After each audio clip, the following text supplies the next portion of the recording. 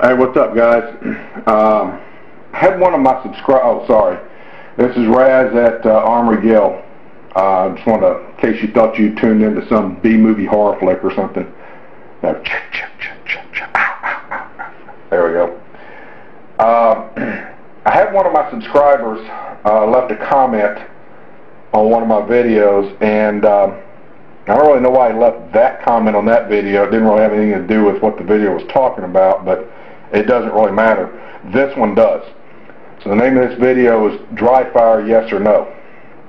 And I want to get something out of the way right now. The comment that he left was not a bad comment. I didn't take it as disrespectful or anything. It was his opinion. And I always respect everybody's right to have their opinion that they want. Some of them I just disagree with, and I disagree with this gentleman's opinion. So I hope he doesn't, if he sees this video, because this is talking about the subject he brought up, I'm going to reference his comments, and I hope he doesn't think I'm busting his balls, because I'm not.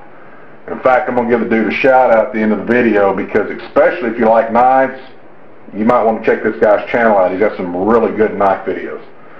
But anyway, getting on with it. He was not a fan of dry firing. The first thing that was mentioned in it was that I agree 100% with. Leave a gun loaded and you'll always treat it like it's loaded. That's true. Most cases, that's true. But then he goes on to say, unload a firearm or unload a gun. The next thing people do is they start clicking the trigger at this and that, the TV, the dog, somebody else, their foot, the walls, whatever. And then accidents happen all the time because of dry firing. And then he goes on to say dry firing is stupid. I just disagree with that. It's not. Dry firing, and I can tell you from my experiences, is an essential part of proper firearm handling and proper firearm training. And I'm going to explain that. From the time that I was knee-high, I was taught that every gun is loaded. Every firearm that we had in our house, or in our home when I was growing up, was loaded, chambered, condition 1. You come to my house right now, before I hand you any one of the firearms that we have, I will clear it and I will pop a round out of a chamber. Every firearm we have in our home right now, with the exception of this Glock sitting on this table right now, is loaded and in condition 1. And the reason being is this, and I've mentioned it on this channel many, many times. How many times have you heard of, you've read, you've seen on the news, whatever, somebody was shot with a quote-unquote unloaded gun? I didn't know it was loaded. I thought he unloaded it. I didn't know it had a bullet in it. It happens all the freaking time. What happens, and the reason that happens, is because the first 2 rules of the 4 basic gun safety rules are blatantly ignored. What are the first 2 rules of the gun safety rules? Number 1, treat every firearm like it's loaded. Doesn't matter if you've just cleared it. It doesn't matter if you know, quote unquote, it's unloaded. Doesn't matter. Every firearm is loaded. You treat it like it's loaded. Number 2, never, never, never cross the muzzle over in front of anything or point that gun at anything that you are not willing to destroy. If you think the gun's unloaded, see rule number 1. If you're going to click the trigger and point the gun at the dog, at the TV, at your foot, at another person, because you think it's unloaded and you can dry fire it safely, you are throwing out rule number 1 or rule number 2. And if you are the type of person that can lose focus on where you're at and on what you're doing, and you throw those rules out, it's a possibility that you should reconsider whether you should be handling a firearm at all. Because that's something that was pounded into my head. Now, my dad was a former Marine. He served in World War II, was injured on Saipan. I'm a former Marine. I saw 2 different combat campaigns myself. I am not an expert. I do not claim to be an expert in anything, but I have a lot of firearm knowledge. My family has a history of a lot of firearm knowledge. I have probably not as much firearm knowledge as some of you guys, but I have probably more than some other of you guys. I'm here to share that. That's what we do here. We like to talk guns. We're gun guys. So that's what I'm doing. And I'm telling you from my experiences that dry firing a firearm is essential to you understanding the function and that you knowing the characteristics of your particular firearm that you're handling. Here's an example. When I was in the Marines, and all former Marines or all Marines now will know this, the Army guys too, and Navy and Air Force, everybody in the military. But in the Marines, and I'm sure the other branches, sorry, damn battery ran out of damn camera's batteries died. I got a new fucking camera. I hate this fucking camera. Anyway, what I was talking about, in the Marines, you have to qualify every year with your TO weapon. You always have a week of what we call snap-in week. You get in every single position that you're in, you pick a target out there, and you dry fire the shit out of your weapon, whether it be an M16, the M9 pistol, whatever. And the purpose for that is for you to reacquaint yourself with the trigger pull of your firearm and of your weapon. You want to know where the trigger pull is and how much pressure it takes and how much slack is in that trigger before it breaks, okay? And what I mean by break over, before it fires and releases a hammer, okay?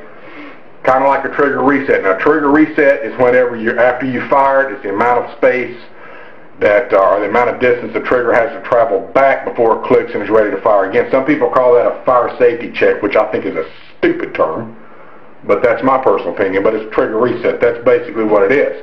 But all triggers have a slack in them. I'm going to demonstrate with this Glock. It is unloaded. Here's the slack. Now, I'm being safe with this. It's in a safe direction. There's a brick wall on the other side of this. Take up the slack to where I know that the thing is going to break. Boom. Reason being that you need to know this, especially if you're in any kind of target shooting, and you need to know it in real life too, in my opinion, is that it's a lot easier to acquire, maintain, and hit your target with more accuracy if you just have to move your finger this amount than if you have to move your finger this amount. It's a simple fact. It's a technique that we learned. It's a technique that I taught when I was a rifle range instructor. It's just stuff that you do, okay? The only way to know that is to fire that weapon or to dry fire it. Now, I've been carrying this Glock for the past couple of weeks. Probably next week I'll go back to my XD or maybe my SIG. I dry fire the shit out of my firearms every day. I practice my draw 5 or 6 times a day.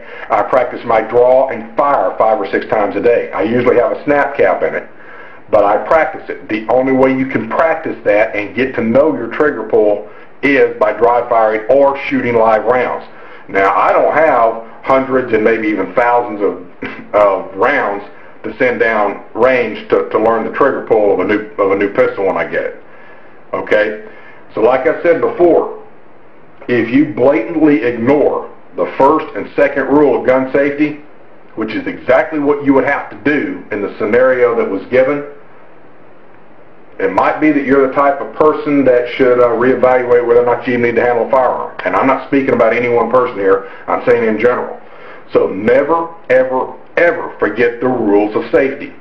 Okay? Now, when I said I understand the premises of it, I fully understand how some people, because I know them, and you do too, and this guy does too, obviously. He knows people that as soon as you hand them a gun, they unload, they start acting a fool with it. That's when I take the son of a bitch out of their hands as fast as possible, or if it's their gun, I get the hell away from them. You don't want to be around people like that. You do not want to be around people like that. So if you've got to remain focused on what you're doing. Keep your mind on where you're at and what you're doing whenever you're dealing with one of these things. Anyway, that's my 2 cents. That's my opinion. Maybe it's right, maybe it's wrong. I don't know. What do you guys think? Now,